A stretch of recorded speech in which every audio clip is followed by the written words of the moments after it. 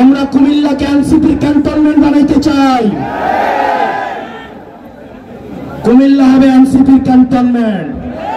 আমরা সরকারকে আহ্বান জানাবো, মাইলস্টোনে যে ঘটনাটি ঘটেছে, যে দুর্ঘটনাটি ঘটেছে, সেটি নিরপেক্ষ তদন্ত হতে হবে। সেটি তদন্ত হতে হবে কেন এই ধ্বজভঙ্গ যুদ্ধ বিমান দিয়ে প্রশিক্ষণ দেওয়া হবে। আমাদের সরকার জবাবদিহি করতে হবে, এই মাইলস্টোনের শিক্ষকদেরকে কেন আবার নির্যাতন করা হয়েছে।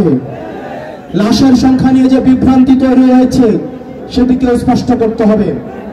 যারা নিহত হয়েছে তাদের আত্মার মাগফিরাত কামনা করছি, যারা আহত হয়েছে তাদের সুচিকিৎসা আপনাদের নিশ্চিত করতে হবে। প্রিয় কুমিল্লাবাসী, আপনাদের সাথে আবার দেখা হবে। আপনারা জানেন, সত্য বলতে এবং সাহস দেখাতে কুমিল্লার ছেলেরা কখনো পিছায় থাকে না।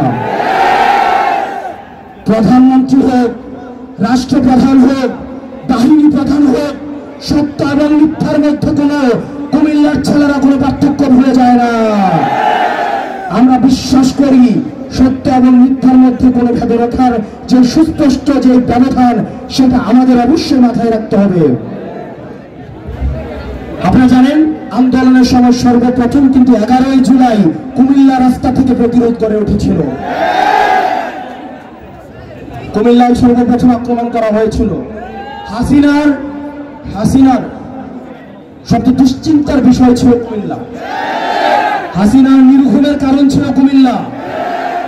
অথচ ফেরাউন পয়দা হয়েছে ঢাকায়, মুসা পয়দা হয়েছে কুমিল্লায়, হাসিনা বানিয়েছেন ভারতে।